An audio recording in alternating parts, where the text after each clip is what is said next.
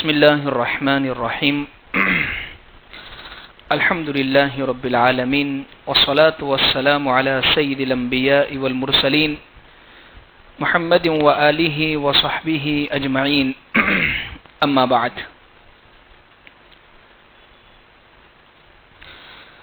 وعن ابن عباس رضي الله عنهما قال كان رسول الله صلى الله عليه وسلم يبيت الليالي المتتابعة طاويا وأهله لا يجدون عشاء وكان أكثر خبزهم خبز الشعير رواہ الترمذی. محترم بزرگوں، حدیث کے درس میں جو باب کئی مہینوں سے چل رہا ہے اس کا عنوان یہی ہے کہ بھوکا رہنے کی فضیلت، زندگی مختصر کرنے کی فضیلت اللہ اس پر کیا دیتے ہیں، اسی کا باب چل رہا ہے. یہ حضرت ابن عباس رضی اللہ عنہ کی روایت ہے. فرماتے ہیں کہ اللہ کے نبی صلی اللہ علیہ وسلم کے گھرانے کی راتیں جو ہیں وہ کیسی ہوا کرتی تھی. حضور کے گھرانے کی راتیں، فرماتے ہیں کہ نبی کریم صلی اللہ علیہ وسلم کئی راتیں مسلسل ایسی گزارتے تھے کہ آپ بھوکے ہوتے ہیں. آپ اور آپ کے گھرانے والوں کو رات کا کھانا میسر نہیں آتا تھا، اور جب کھانا میسر ہوتا تھا تو وہ بھی عام طور پر جو کی روٹی ہوتی تھی، یعنی دوسری چیزیں استعمال کی کبھی کبھار مل جاتی تھی، لیکن رات کا کھانا اکثر ملتا ہی نہیں. لیکن کبھی مل گیا رات کا کھانا تو وہ بھی جو والی روٹی ہوتا تھا. ہم تو گیہوں اور وہ بھی چھنا ہوا، بالکل دیکھا ہوا صاف شفاف، اور اس میں بھی اچھے اچھے قسم کے کوالٹی کے گیہوں استعمال کرتے ہیں. یہ حضور کے گھرانے کا حال ہے. امی عائشہ رضی اللہ عنہ حضور کے دنیا سے رخصت ہو جانے کے بعد جب کبھی ان کے سامنے کھانا لایا جاتا تھا تو بعض مرتبہ کھانے کو دیکھ کر رو دیا کرتی تھی، اور فرماتی تھی کہ حضور کے زمانے میں ہمیں ایسا کھانا نصیب ہی نہیں ہوا، اور پیارے آقا صلی اللہ علیہ وسلم ایسے ہی دنیا سے رخصت ہو گئے. بتلانا یہ مقصد ہے کہ دیکھیے اصل زندگی جو ہے اللہ نے کھانے ہی کے لیے نہیں دی ہے. جیسا بعض مرتبہ ہم کہہ دیتے ہیں بھئی کماتے کیوں ہے؟ کھانے کے لیے تو کماتے. کیوں کماتے؟ کھانے کے لیے ہی تو کماتے ہیں. لیکن حدیث یوں نہیں کہہ رہی ہے. حدیث کہہ رہی ہے ان فی المال حقا سوى الزکات، کہ مال میں صرف کمانے کی غرض صرف کھانا کھانا ہی نہیں ہے، زکات بھی ہے، رشتہ داروں کا بھی خیال ہے. یہ مال کا اللہ نے جو تمہیں نائب بنایا ہے، خلیفہ بنایا ہے، ذمہ داری سونپی ہے، تو یہ دوسروں تک بھی صحیح معنی میں پہنچا کر جاؤ. اصل یہ تمام باتیں سمجھ میں نہ آنے کی ایک بہت بڑی وجہ یہ ہوتی ہے کہ صرف دنیا کی ایک عجیب بات یہ ہے کہ دیکھیے یہاں حضور کے گھرانے کی راتیں جو ہے وہ بھوکے ہو کر گزر رہی ہے، کھانا نصیب نہیں ہو رہا ہے. اور ایک ہم اپنی راتوں پر ذرا غور کر لے ہوئے. اب تو حال یہ ہے کہ امت نے یہ جو فضیلت مل سکتی تھی اگر کسی کو کہ رات کو کبھی اچانک سے بھوک لگ گئی تو رات کو بھوکا رہنے کی فضیلت کسی کو مل سکتی تھی کہ کم سے کم وہ یہ سوچ کر بھوکا صبح کھا لیں گے، رات کو ویسے ہی گزار لیں گے بھوکا. لیکن اب امت نے الحمدللہ لوگوں کے لیے ایسا انتظام کر دیا ہے کہ آپ جو کھانا چاہے الحمدللہ رات کو بھی آپ کے گھر کھانا پہنچ جائے گا اور مل جائے گا. یعنی ہوم ڈیلیوری کی سسٹم بھی الحمدللہ امت نے پیدا کروا دی ہے ساری کے ساری. کیوں؟ اس لیے کہ زور جو سارا کے سارا آج کل جو لگ رہا ہے کھانے پر، لباس پر، گھر پر، کمانے پر. ورنہ آج عورتوں کی خاص طور پر حالت یہ ہو گئی ہے کہ جب ان سے پوچھو کیا کر رہی ہو، یا تو کھانا بنا رہی ہے یا صفائی میں لگی ہوئی ہے. قرآن، ذکر، تلاوت، فارغ وقت بچوں کو دینا وہ ان سے نکل ہی گیا ہے. جب پوچھو کیا کر رہی ہے، یا تو کھانا بنا رہی ہوتی ہے یا کوئی نئی ڈش تیار کر رہی ہوتی ہے. اچھا کھانا بھی کھانے کی طرح ہو تو سمجھ میں آتی ہے بات. صبح جلدی سے ناشتہ کر لیا، دوپہر کا کھانا ہو گیا اور رات کا کھانا ہو گیا، پھر بھی ہم 3 ٹائم کا بتا رہے ہو. لیکن اب کھانے بھی 5 ٹائم کے ہوتے ہیں. صبح بیڈ ٹی الگ، پھر اس کے بعد اٹھنے کے بعد ناشتہ اچھا الگ، پھر دوپہر کا کھانا، پھر شام کی چائے کے ساتھ ہلکا پھلکا ناشتہ، پھر اس کے بعد رات کا کھانا. کھانا کھانا کھانا کھانا، بس یہی مقصد رہ گیا ہے.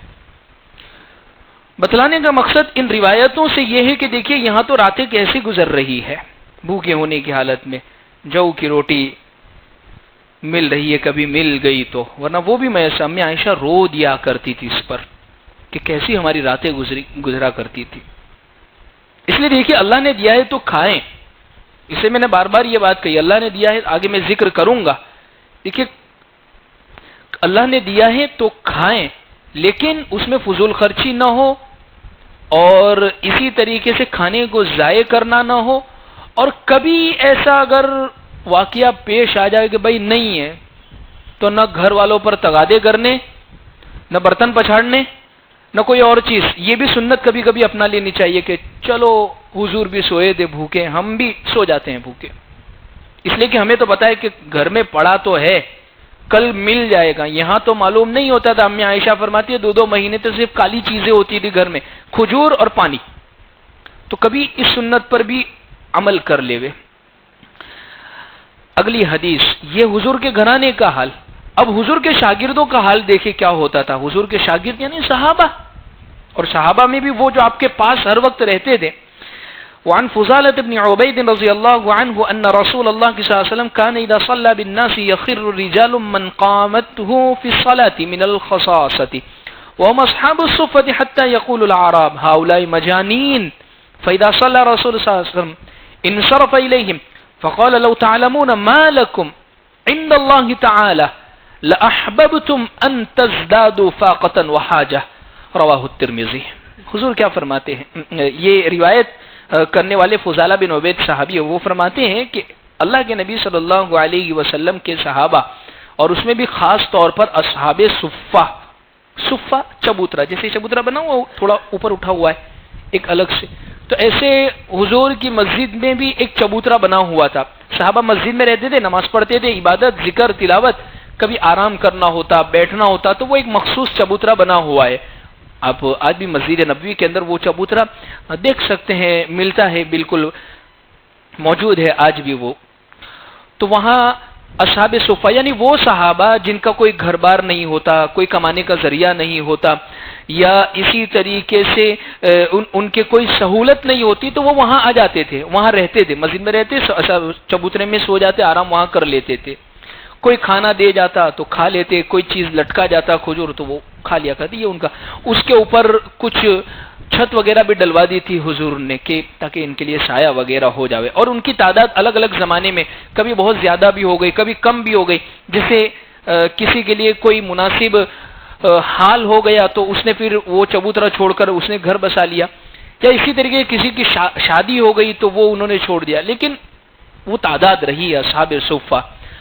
اور قربان جائیے، یہ وہ ہستیاں تھی اصحاب صفہ جن کی بدولت سے حضور کی بہت ساری حدیث ہم تک پہنچی ہے۔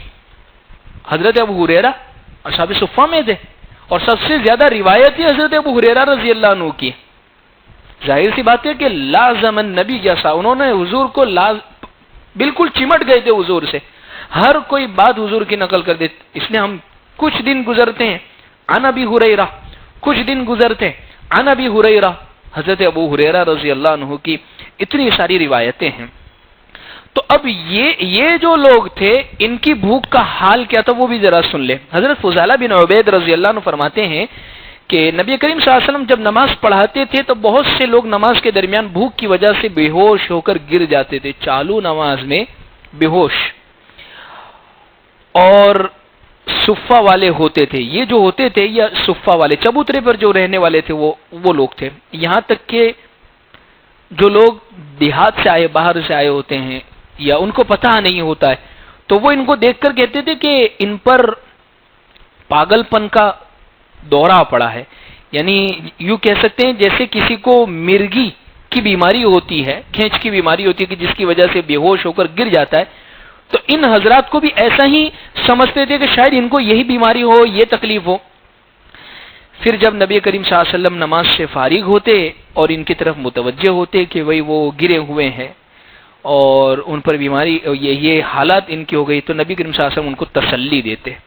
کیا فرماتے کہ تمہارے اس مجاہدے پر، اس قربانی پر، تمہارے اس گر جانے کے اوپر، تمہاری اس مشقت اٹھانے کے اوپر اللہ کے یہاں تمہارے لیے بطور اجر و ثواب کے جو کچھ رکھا ہوا ہے اگر وہ تم جان لو تو تم دل سے اس بات کو پسند کرنے لگو کہ تمہارا یہ فاقہ اور ضرورت اور زیادہ بڑھ جاوے. یہ وہ الفاظ ہے اور یہ وہ باتیں حضور بتا رہے ہیں جو حقیقت کی نگاہ دیکھ رہے ہیں، حقیقت کی نگاہ دیکھ رہے ہیں. ورنہ ایک عام آدمی کو یہ بات سمجھائی جائے تو اس کو سمجھ میں کیوں ایسا کیسے یار، ان کو کھانا پینا دیا جاتا ہے، یہ دیا جاتا ہے، لیکن یہ حقیقت کی نگاہ سمجھائی جا رہی ہے کہ اصل تو وہ ہے، یہ تو گزر جائے گی. اگلی حدیث آ رہی ہے، اس صحابہ کے واقعات آ رہے ہیں کہ حضور نے بہت سارے صحابہ کو روانہ کیا تھا اور ان کے ساتھ کھجور کی ایک تھیلی دے دی تھی، ایک ایک کھجور کھاتے رہتے تھے اور دن گزرتے رہتے تھے. صحابہ پوچھتے کہ بھئی ایک ایک کھجور پر گزارا ہو جاتا تھا؟ کہاں، ہاں ہو جاتا تھا. کیا کرتے تھے؟ ایک کھجور کو چبا لیتے تھے. کیسے کیسے کھاتے تھے؟ جیسے بچے کے منہ میں کوئی چیز دے دی اور وہ چوستا رہتا ہے بس وہ اور پانی پی لیتے تھے. تو الغرض یہ ان کی بھوک کا حال تھا. اور حضور یہ فرماتے کہ اللہ اس پر جو تمہیں دے گا وہ بہت دے گا، اور وہ اس کا علم اگر ہو جاوے ہمیں صحیح معنی میں، حضور فرماتے اگر اس کا علم تمہیں ہو جاوے تو تم اور زیادہ تمنا کرو کہ حضور بس برداشت کر لیں گے یہاں کا فاقہ، یہاں کی تکلیف، کتنی چند روزہ ہے، موت تک ہے نا، پھر اس کے بعد تو مزے ہی مزے. اس لیے صحابہ کے لیے بھوک برداشت کرنا آسان ہوا، صحابہ کے لیے اپنی جانیں گنوانا آسان ہوا. کیوں؟ وہ نگاہیں کہیں اور دیکھ رہی تھی. اور اللہ معاف کرے ہم سب کی نگاہیں صرف محدود سمت اور جہت میں ٹکی ہوئی ہے. بس یہ جو کچھ نظر آ رہی یہ ہے دنیا، بس کر لو، میں نہیں کروں گا تو کوئی اور مجھ سے آگے بڑھ جائے گا. تو یہ اس حدیث میں بھی یہی چیز بیان فرمائی ہے کہ دیکھیے بھوک پر اللہ کیا فضیلت عطا فرماتے ہیں. اگلی حدیث عن ابي كريمة المقداد بن معدي كرب رضي الله عنه قال سمعت رسول الله صلى الله عليه وسلم يقول ما ملأ آدمي وعاء شرا من بطن بحسب ابن آدم أكلات يقن صلبه فإن كان لا محالة فثلث لطعامه وثلث للشراب وثلث لنفسه رواه الترمذي. حضرت مقداد ابن معدی کرب، کتنا پیارا نام ہے مقداد، رکھائیں اپنے بچوں کے نام اچھے رکھائیں. جیسے مقداد ہے، سلمان ہے، عمار ہے. 4 صحابی ایسے ہیں ہم سب کی تمنا ہے کہ ہمیں جنت مل جاوے، جنت یہ چاہتی ہے مجھے یہ مل جاوے. ان میں حضرت مقداد بھی ہے. جنت یہ ہم چاہتے ہیں کہ اللہ جنت دے دے، لیکن جنت خود یہ چاہتی ہے کہ اللہ مجھے مقداد دے دے. حضور کے ایک صحابی ہے حضرت مقداد ابن اسود غالباً، اور یہ حضرت مقداد ابن معدی کرب، یہ دوسرے صحابی ہے. تو مقداد بہت پیارا نام ہے. یہ فرماتے ہیں کہ میں نے نبی کریم صلی اللہ علیہ وسلم کو ارشاد فرماتے ہوئے سنا کہ انسان نے اپنے پیٹ سے برا اور کوئی برتن نہیں بھرا، اور انسان کے لیے چند لقمے کافی ہیں جو اس کی پیٹ کو سیدھا کر دیں. اگر زیادہ ہی کھانا ہے تو اتنا کھاؤ کہ اپنے پیٹ کا ایک حصہ کھانے کے لیے، ایک حصہ پینے کے لیے اور ایک حصہ سانس کے لیے رکھے. کتنی بہترین بات، جوامع الکلم.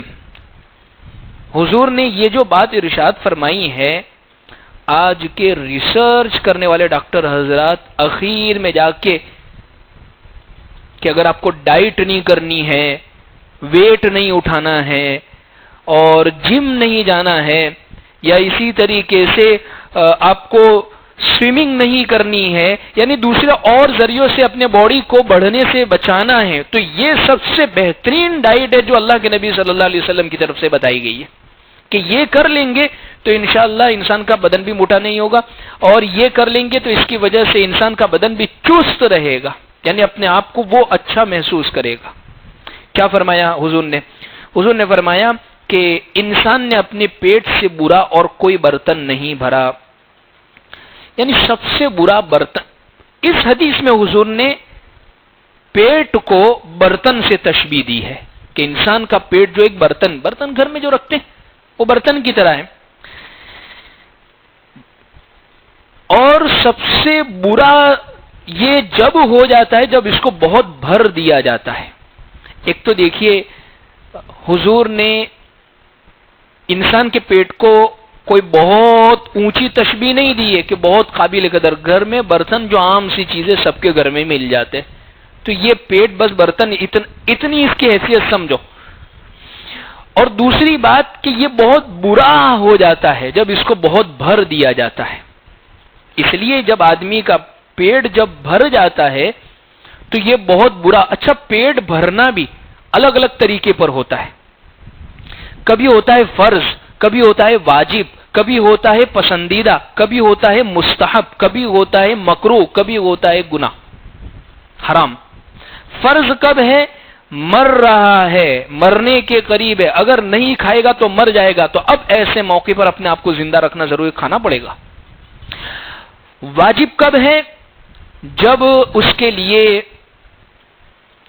نماز پڑھنا دشوار ہو رہی ہے یا روزہ رکھنے میں اس کو تکلیف پڑ سکتی ہے، تب اس کے لیے کھانا واجب ہے. اب خامخواہ کے لیے روزہ رکھنے کے اندر سحری کے کھانے کو نہ چھوڑ دے ہوئے کہ جس کی وجہ سے کمزوری بہت بڑھ جاوے، تو ایسے موقع پر کھانا واجب ہے. پسندیدہ کب ہے؟ مندوب کب ہے؟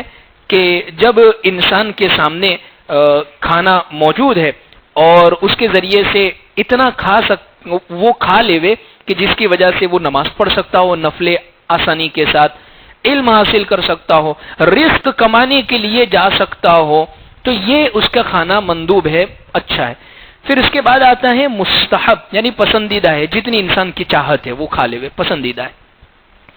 پھر اس کے بعد آتا ہے مکروہ، ناپسندیدہ، بالکل گلے تک بھر کے کھانا، ناپسندیدہ، اچھا نہیں ہے، کوئی بہت میڈل لینے والا کام نہیں کیا ہے. اور حرام کب ہے؟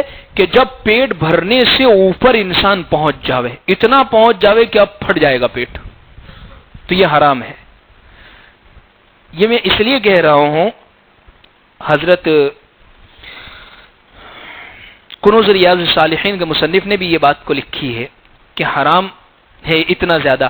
اس لیے کہ آج کل اگر دیکھا جاوے تو باقاعدہ اس کی اسپردھا ہو رہی ہے لوگوں میں، کھانے پینے کی اسپردھا، کہ فلاں اتنی پانی پوری کھا لیتا ہے، 100 کھا لیتا ہے، فلاں یہ چیز اتنی کھا لیتا ہے، اور پھر کھانے کے بعد جو ان کو پریشانیاں ہوتی ہے اپنے پیٹ پر وہ بری طرح کا ظلم کر رہے. یعنی اسپردھا، حریفائی اور ریس، یعنی آپس میں مقابلہ بس یہ کھانے پینے میں ہی رہ گیا ہے آج کل. یعنی گھوم پھر کے بعد صرف اسی پہ آتی ہے بھائی کھانا، پھر گھوم کے بعد آتی ہے کھانا. ریس لگانی ہے یا اسی طریقے سے اسپردھا کرنی ہے تو بھائی کھانے کی کریں گے. تو یہ چند چیزیں ہیں کہ اس طریقے پر عام طور پر ہمارا جو کھانا ہوتا ہے وہ مندوب اور مستحب، فرض اور واجب والا نہیں ہوتا ہے، عام طور پر مندوب اور مستحب والا. اچھا، بعض مرتبہ مکروہ تک بھی پہنچ جاتا ہے کہ ناپسندیدہ، کہ بالکل گلے تک پہنچا دیتے. پھر وہ میں بار بار ذکر کرتا ہوں کہ پھر گولی بھی کام نہیں کرتے، پھر ملم لگانا پڑتا ہے، پھر اس لیے کہ وہ ہضم نہیں ہو رہا ہے. تو کہتے ہیں بعض مرتبہ کہ اچھا، کھانا بھی دو طرح کا ہوتا ہے، کھانے میں بھی دو چیزیں ہوتی ہیں کھانا کھانے کے وقت.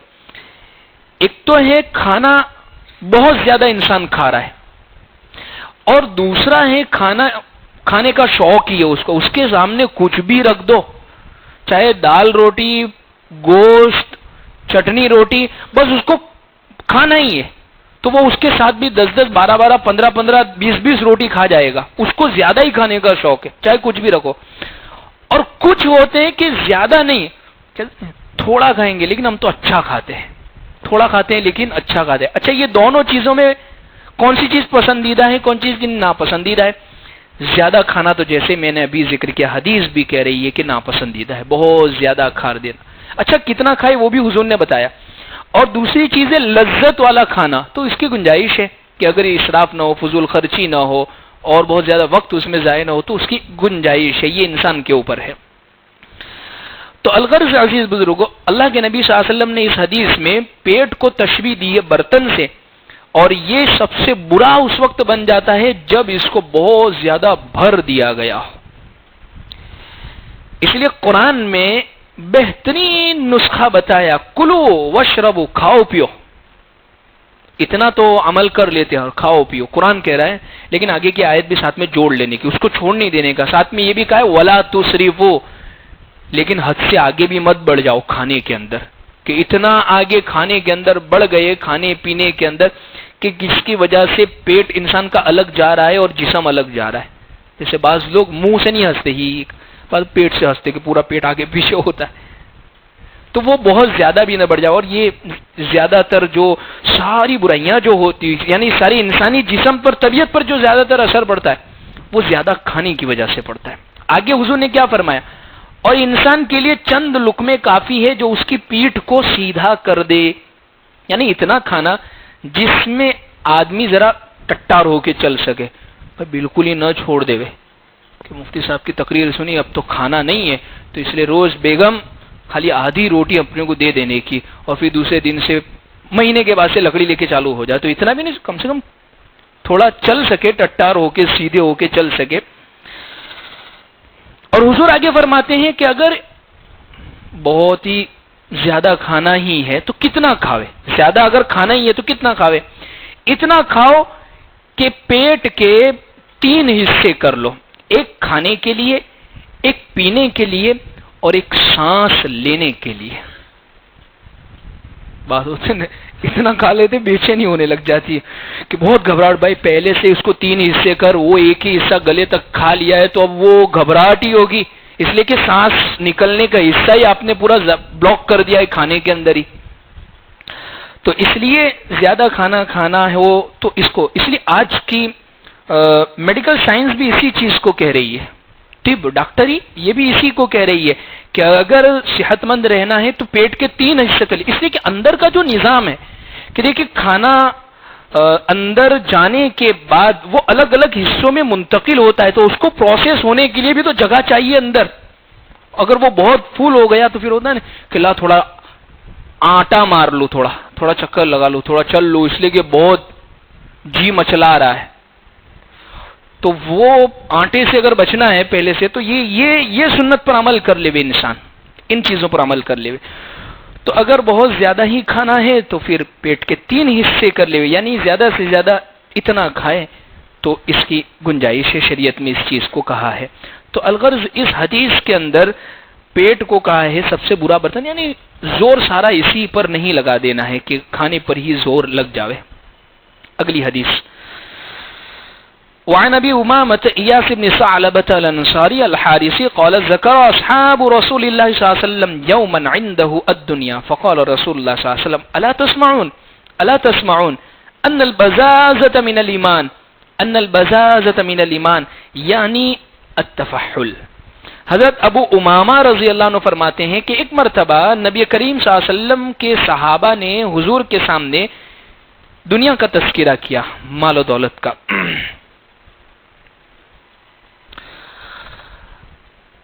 ہاں نبی کریم صلی اللہ علیہ وسلم نے ارشاد فرمایا کیا سنتے نہیں سادگی ایمان کا حصہ ہے، سادگی ایمان کا حصہ ہے. نبی کی مجلس ہوگی، صحابہ بیٹھے ہوئے ہوں گے، دنیا کا تذکرہ چھڑ گیا ہوگا، مال و دولت پر بات ہو رہی ہوگی. جیسے ہمارے مجھے فلاں اتنا کماتا ہے، وہ اس کی اتنی فیکٹری ہے، اس کے ایسا مکان بنایا، اتنے کروڑ خرچ کیے، وہ خرچ کیے، مال سے یہ ہو جاتا ہے، دولت یہ ہوتی ہے. تو ہو سکتا ہے اس زمانے میں بھی اس طرح کا تذکرہ ہوا ہو. دیکھیے نبی نے ان کو روکا نہیں کہ میری مجلس میں بیٹھ کے مال کی بات کرتے ہو، دولت کی بات کرتے ہو، دنیا کی بات کرتے ہو. ہر ایسا موقع جہاں صحابہ کرام نے مال اور دولت کا تذکرہ کیا یا جہاں دنیا کی بات کی حضور نے ان کو ٹوکا نہیں ہے، بہترین طریقے پر ان کا رخ موڑ دیا ہے اور حضور نے ان کو دوسرے رخ پر پھیر دیا ہے کہ کیا تم سنتے نہیں ہو. یعنی ایک بات ان کو سنانی تھی تو تھوڑا توجہ، جیسے ہوتا ہے نا کہ بھائی تھوڑے لوگ سستی میں آ گئے، بھائی سن رہے ہو، جیسے متوجہ کرنا چاہتے ہیں کہ سن رہے تو بھائی ہاں بھائی سب سن رہے، بھائی چوکنے. تو وہ حضور کو ایک بات صحابہ کو دینی تھی تو اس سے سب کی توجہ چاہیے. پھر آگے فرمایا سادگی ایمان کا حصہ ہے. سادگی کا مطلب کیا ہے؟ سادہ لباس، سادہ کھانا اور سادہ مکان، بس اس کو، یعنی تکلف نہ ہو کہ ایک چیز پر اتنا زیادہ خرچہ کر دیا ہے، اتنی زیادہ توجہ لگا دی ہے کہ اب اس کے پیچھے ہی پڑے ہوئے. جیسے انسان کے اندر سادگی مطلوب ہے. سادگی کا مطلب یہ نہیں ہے کہ پرانے پھٹے پرانے لباس پہن لے ہوئے میلا کچیلا لباس ہو، یہ سادگی نہیں ہے. پاک صاف رہنا اور ٹھیک ٹھاک رہنا یہ شریعت میں پسندیدہ ہے. سادگی کا مطلب لباس سادہ ہو اور اس کے اندر فخر اور بڑائی نہ ہو. جیسے لباس پہن کے کہ یہ میں نے ایسے لگایا ہے اور فلاں ایسا لگایا اور اس کے وٹ مارتا ہو اس کے بعد پھر، تو یہ چیز داخل نہ ہو. سادگی ہو، رہن سہن کے اندر سادگی ہو کہ جتنا انسان افورڈ کر سکتا ہے جس کے اندر. اور کھانے کے اندر جیسے آگے ہی حضور نے ذکر فرمایا کہ اور ایک حدیث کے اندر آگے یہ بھی بتلایا، یہ حضور نے جو فرمایا کہ التفحل، سادگی ایمان کا حصہ ہے. یعنی التفحل، تفحل کس کو کہتے ہیں؟ تفحل اصل میں کہتے ہیں عیش و عشرت چھوڑ دے وے. یعنی اتنا روغن والا کھانا اور اتنا چٹپٹا اور اتنا گھی اور ہر قسم کی چیز لمبی جا رہی ہو، بہت زیادہ چٹاکے دار نہ کھاوے کہ جس کی وجہ سے کھال جو ہے انسان کی وہ نرم رہے، تھوڑی بہت خشک ہو جاوے تو بھی کوئی حرج کی بات نہیں ہے. تو اس کو کہتے ہیں تفحل، اس کو کہتے ہیں سادگی، کہ کھال بہت نرم پڑ رہی ہے، بہت ہی زیادہ نازک پنا آ رہا ہے کہ کھانے پینے پر بہت زیادہ وہ توجہ لگا رہا ہے کہ یہ چیز کھاؤ، یہ چیز اس طریقے سے. تو یہ سادگی کے برخلاف ہے. اگر خشک پنا بھی آ رہا ہے یعنی گالوں پر، بدن کے اوپر، تو اس میں کوئی حرج کی بات نہیں ہے. انشاءاللہ باقی آئندہ. اللهم لك الحمد كما أنت أهل، فصل على محمد كما أنت أهله، وافعل بنا ما أنت أهل، فإنك أهل التقوى المغفرة. ربنا آتنا في الدنيا حسنة وفي الآخرة حسنة وقنا عذاب النار. جزا الله عنا محمدا صلى الله عليه وسلم بما هو أهله. سبحان ربك رب العزة عما يصفون وسلام على المرسلين والحمد لله رب العالمين برحمتك يا. ہمارے اس چینل کو الانوار میڈیا کو سبسکرائب کرے، ویڈیو اگر پسند آئے لائک کرے، کمنٹس کرے اور اپنے دوست احباب میں ایک ثواب کی نیت سے ضرور شیئر کریں اور ہمیں دعاؤں میں ضرور یاد رکھیں.